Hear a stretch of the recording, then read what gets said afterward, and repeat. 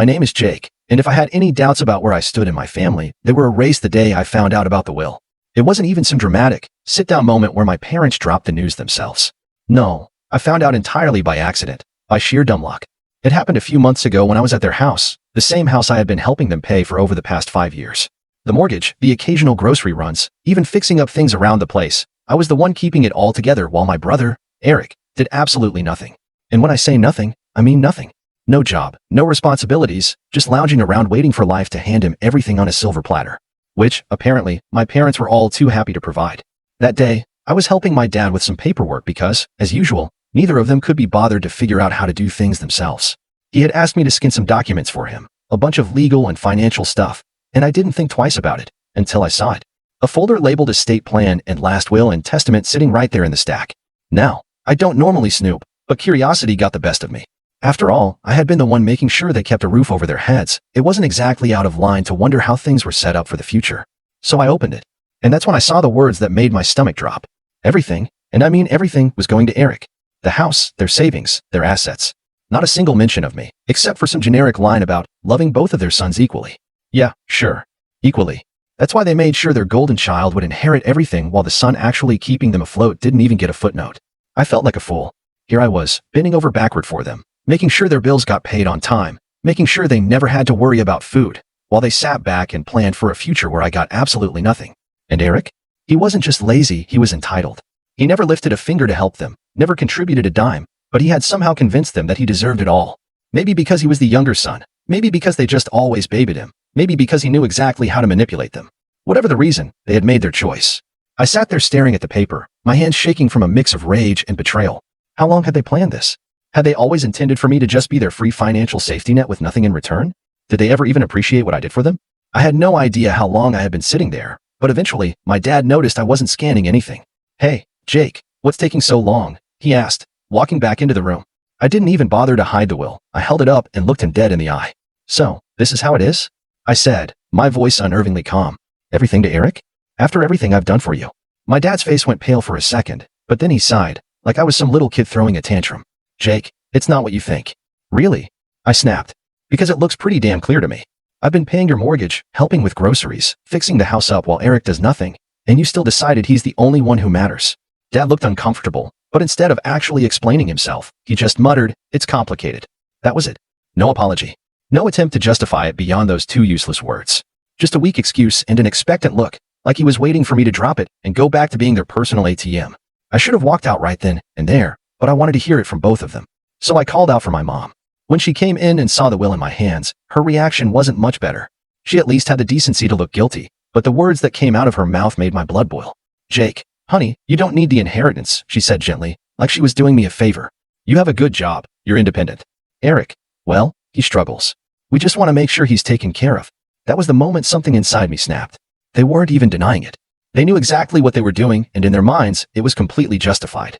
They had spent years enabling Eric's laziness, and now they were planning to reward it by handing him everything while I got tossed aside like an afterthought. I took a deep breath, clenched my jaw, and set the will down on the table. Got it, I said, my voice eerily calm. Glad to know where we stand. Then I turned and walked out of the house, ignoring their protest as I slammed the door behind me. They had made their decision. Now it was time for me to make mine. I didn't go back to their house after that. I didn't call. I didn't check in. For the first time in years, I let them handle their own damn problems. If they needed something fixed, they could figure it out. If they needed groceries, they could find their own way to the store. And most importantly, if that mortgage bill showed up, well, I wasn't the one paying it anymore. The silence lasted about 2 weeks. At first, I think they assumed I was just pouting and would come crawling back like always. Maybe they expected me to cool off and apologize for daring to question their decision. But when the days kept passing with no word from me, and more importantly, no financial help, you could practically feel the shift in their attitude. Then, one afternoon, my phone buzzed. Dad texted, the property taxes are due. That was it.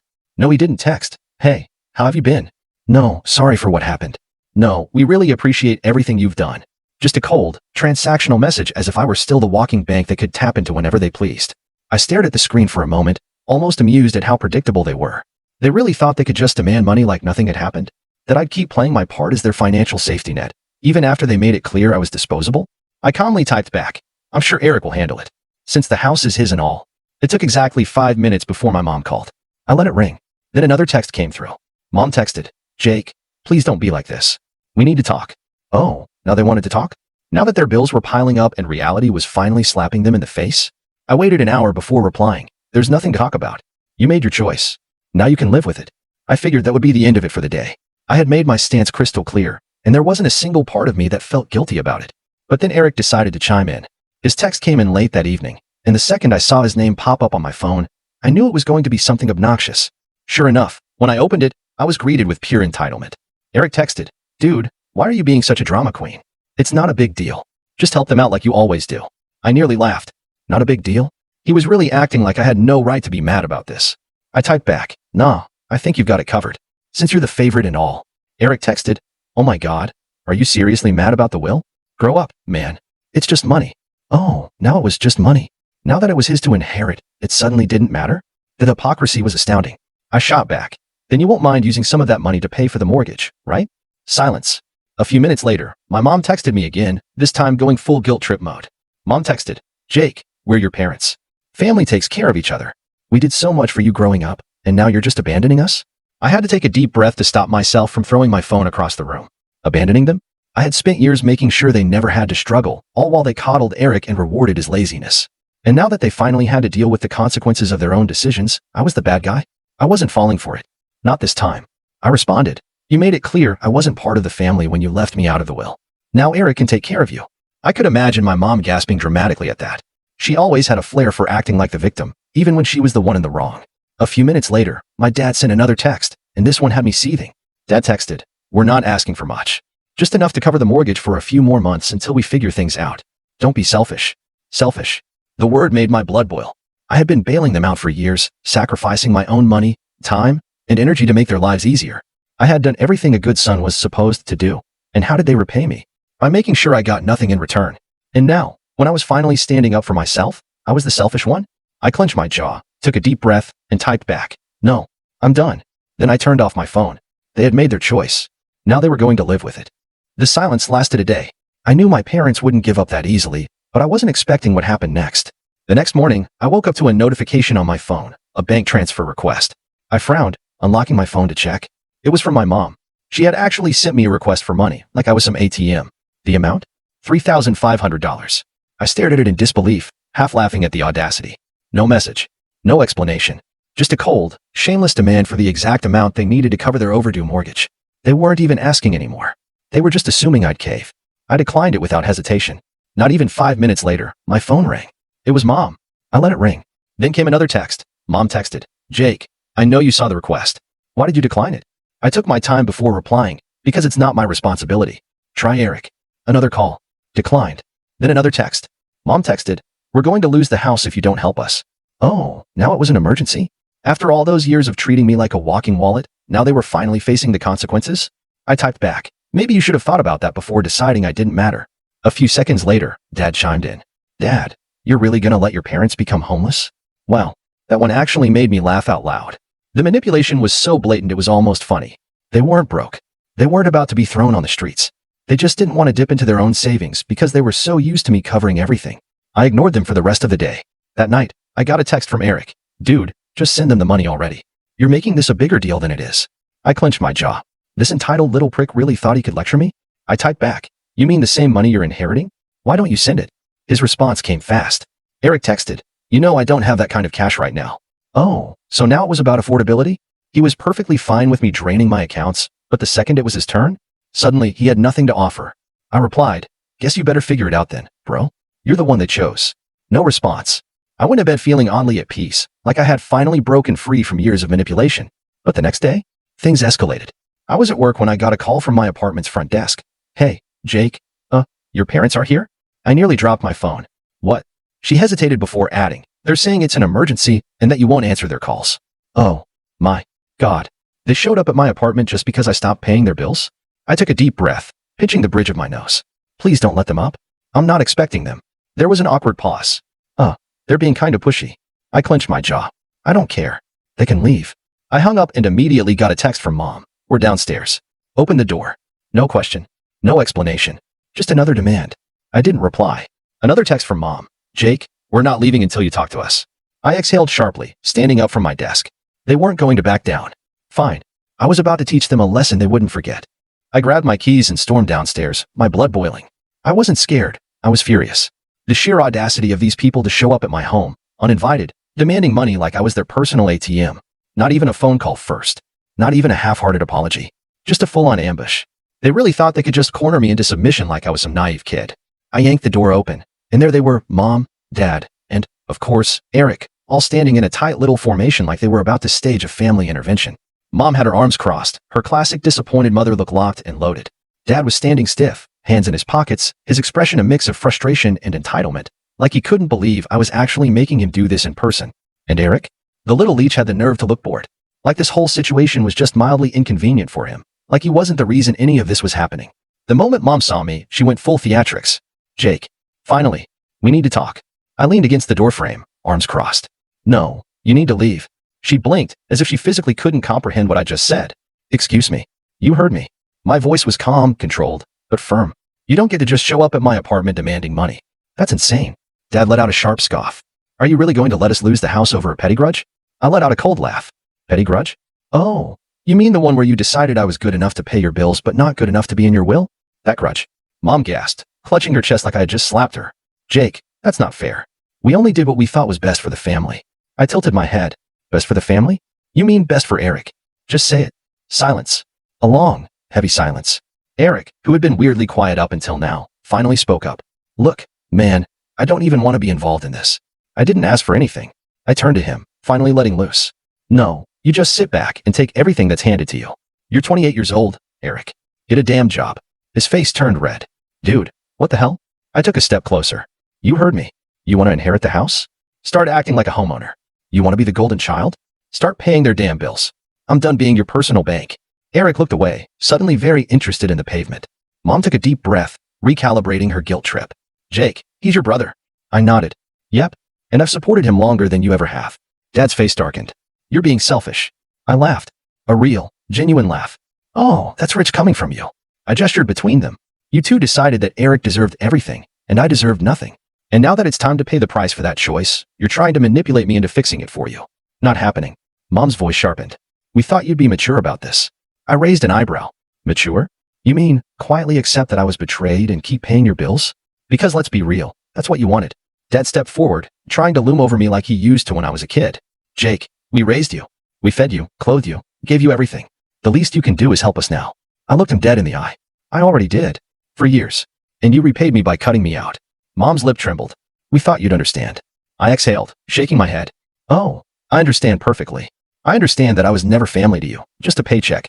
Silence again. A suffocating, undeniable silence. I turned to Eric, who was still pretending to be invisible. And you? What's your excuse? You had years to grow up, to get your life together, to contribute. But you didn't. Because you knew they'd take care of you. And when they're gone, you just expected me to step in, huh? Eric finally snapped. What do you want me to say, man? I didn't ask for this. I nodded slowly. Right. You didn't ask. You just benefited. His mouth opened, then closed. Nothing. He had nothing. Mom tried one last guilt trip. Jake, we're family. Family takes care of each other. I stared at her for a long moment before answering, exactly. So why didn't you take care of me? She froze. No words. No comeback. Nothing. I let out a slow breath, feeling lighter than I had in years. We're done here. I turned and walked back inside, closing the door behind me. Before I even made it back to my couch, my phone buzzed. A new text from Dad. Wow. After everything we've done for you? You're really gonna abandon us? I smirked, typing back. No. You abandoned me. I'm just finally accepting it. I hit send. Then I blocked their numbers. But I had no idea that blocking them was only going to make things worse. It didn't take long for things to spiral out of control. Less than a day after I blocked them, I started seeing posts on Facebook. My parents had never been the most tech-savvy, but they sure knew how to air their grievances online, especially when they were feeling self-righteous. At first, I thought it was just my parents being dramatic. I mean, that was their go-to move, airing out family drama for everyone to see. But the longer I scrolled through their feeds, the more I realized this wasn't just about me not helping with bills anymore. The posts were disguised as family love, but they were thinly veiled shots at me. Mom had posted something about how she didn't raise her son to be so selfish, and how true family helps each other no matter what. A few of her friends commented along the lines of how I was a disappointment, and so out of touch with what really matters. Then, Dad chimed in with his own post. So-called family should never turn their back when you need them most. We gave everything to our children, and this is how we're repaid. My son, who should be helping us in our golden years, has chosen to abandon us. He tagged me, adding a passive-aggressive, I hope you're happy, at the end of it. But the real kicker came from Eric. I should have known he'd get in on the drama. He shared a post that was brimming with falsehoods. Some people think that family is just about money. They don't understand that family is about love and sacrifice. I do anything for my parents, but some people just don't get that.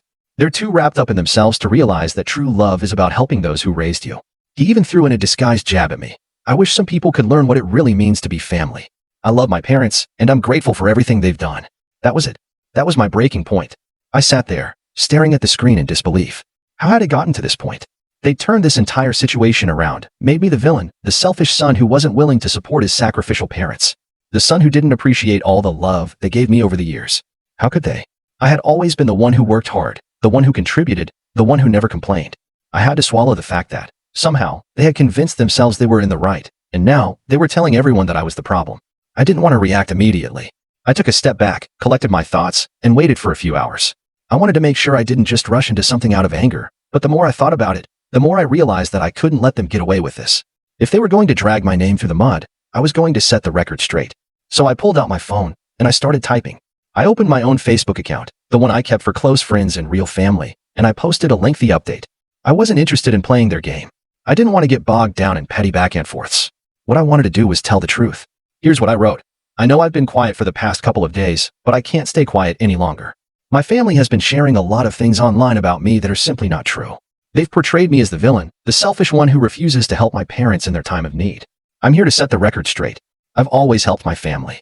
From the moment I could get a job, I've been the one helping with bills, paying for groceries, and supporting them in every way I could. But there comes a point where you can't keep giving without being respected. Over the years, I've watched my parents favor Eric, giving him everything, the house, the money, the attention. Meanwhile, I was expected to just keep giving, without ever being considered as equal. I'm sure some of you might be reading this and thinking, well, that's just how family works. But here's the truth. Family should be a two-way street. When I found out that my parents left everything to Eric in their will, I realized how one-sided this entire relationship had been. They didn't even consider me, not even for a moment. They've made it clear that I'm just the one they can count on when things get rough, but never the one they actually want around unless it's convenient for them. For years, I've been the one funding their lifestyle. I've paid for vacations, chipped in for bills, and even helped out with things like the house taxes. And for what? To be treated like a backup plan? I'm done. I'm not just some wallet they can pull money from whenever they need it. I'm a human being, and I deserve respect. I've earned the right to be treated like I matter, not just when they need something from me. As for Eric, it's time for him to grow up. He's 28 years old, and he's never worked a day in his life. He's never taken responsibility for anything. My parents have enabled him for so long that it's no surprise he's the one they favor. But here's the thing. He's had plenty of time to get his life together. And now, it's time for him to stand on his own 2 feet. To everyone who has been following this drama and supporting my parents, you need to understand that there's always 2 sides to every story. Yes, family is important, but it's also about mutual respect. I've given enough for a lifetime, and I'm not apologizing for taking a step back. This is not me turning my back on family. This is me finally choosing myself. And to my parents, I wish you the best. But I am done being your doormat. I hit post, and instantly, I felt a sense of relief. For the first time in my life, I was telling the world the truth about my family, about how they had taken advantage of me for years. How they had always expected me to be the one to save them, without ever once thinking about what I needed. I wasn't going to let their narrative control my life anymore. The reactions were instant. Some people, who I hadn't talked to in years, came forward to express their support. A few of my cousins, friends of my parents, even some distant relatives, liked the post, sending me private messages telling me they were sorry for what I had been through. It felt so freeing to finally have the truth out there, not buried under guilt trips and manipulative behavior. But then came the backlash. My parents and Eric went ballistic. Eric messaged me, "You're a traitor. You really had to air all our business out like this? You have no respect for family." Dad called me, practically yelling into the phone, "You've ruined everything, Jake. You'll regret this. You'll regret cutting us off. You'll regret turning your back on your own family." But I didn't regret it. Not for a second. I blocked them all. I was done. And for the first time in my life, I was free. Free from the toxic grip they'd had on me for so long. As the days passed, I could feel the weight lifting off my shoulders. I was done with being treated as less than.